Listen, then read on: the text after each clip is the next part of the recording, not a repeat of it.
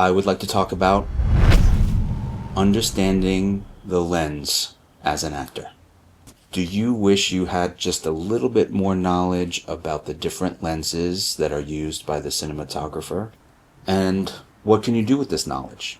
In this video, I will explore how understanding the camera lens, its mechanics, its placement, and its personality can elevate your screen acting craft to a higher level.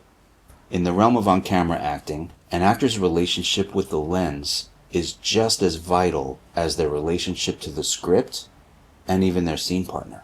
Stage actors are taught to play to the back of the house, but in film and television, the energy of the performance is no longer projected in that way.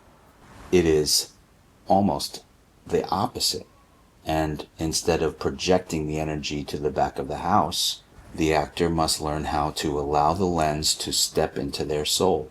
I talk about the difference between stage acting and film acting in one of my previous videos. The camera lens does not just observe, it reveals. It functions as both a magnifying glass and a microscope. It captures truth in its most subtle form. When you step onto a film set, the audience is no longer a 300-seat or 600-seat theater. It is a single camera lens.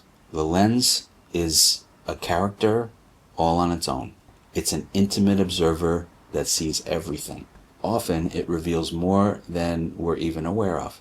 So a close-up does not require us to act in any way whatsoever. A close-up requires us to be.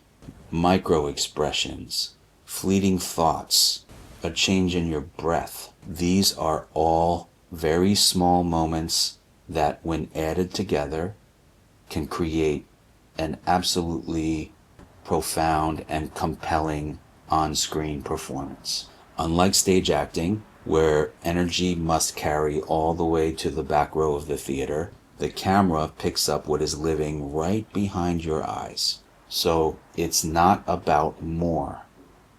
It's deeper. You're not performing for the lens.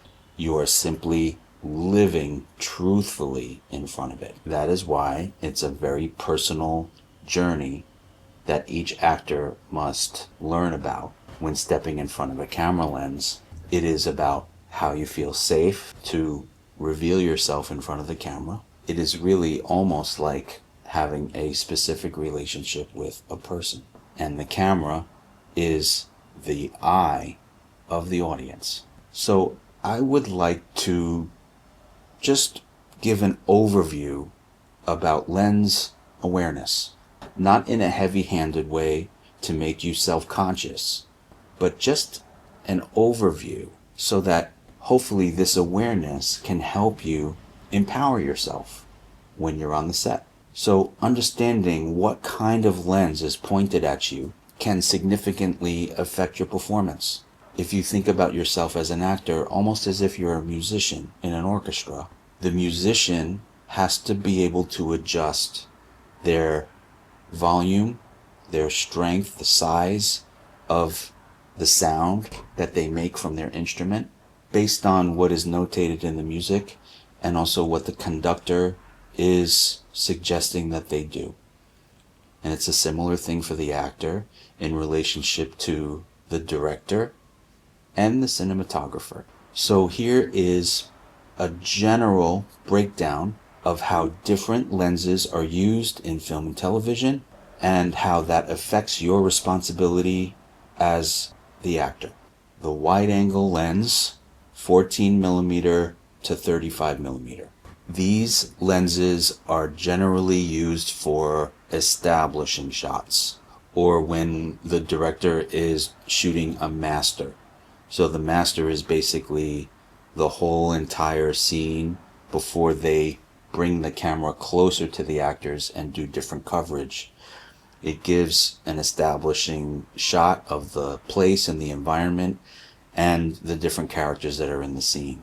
As an actor, there are a couple of things to keep in mind about the wide shot, you don't necessarily have to know exactly what type of lens is being used, but it's very helpful to know if this is going to be a master shot, because you have a bit more leeway and freedom in terms of your physicality.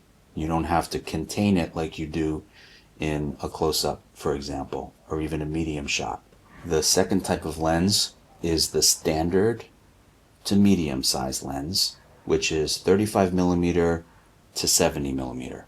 These lenses are used for general coverage, over the shoulder shots. These are medium shots, so they're not super close, they're not close-ups, they are a little bit wider, and the actor has a little bit more space, not as much as in the master, but a little bit more space. And these mid-range lenses will offer a naturalistic perspective. So this is where your commitment to the truth comes into play. And in these medium coverage shots, this is where you can find the balance between a theatrical energy and allowing yourself to be more subtle and not push your energy. The next type of lens are considered longer lenses, and this is between 85 millimeters and 200 millimeters. These lenses are used for close-ups as well as extreme close-ups. These lenses are for the very intimate moments, and they're usually done after the director finishes with all of their general coverage and over the shoulder and medium shots. Close-ups are usually the last things to go. So as an actor, it's helpful for you to just be aware that you can conserve your emotional energy especially for the medium shots and definitely for your close-ups. So these lenses compress space and they magnify micro expressions. So in your close-ups, there is no need whatsoever for you to show one thing. It has to be subtle and absolutely truthful and absolutely real, down to the thing that you're thinking. Because what you're thinking, as long as it's truthful and real, it will show up in the close-up. So hopefully this overview gives you an empowering window into what happens between the director and cinematographer, and how you, as the actor, can benefit from this knowledge.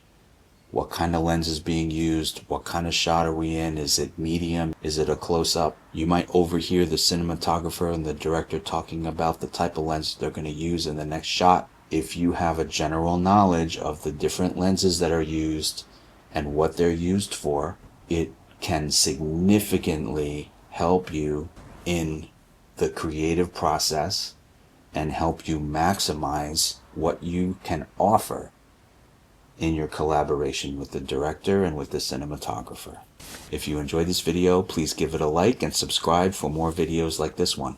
Click on the description below for links to our website as well as our free weekly newsletter. Thanks for watching. See you on the next one.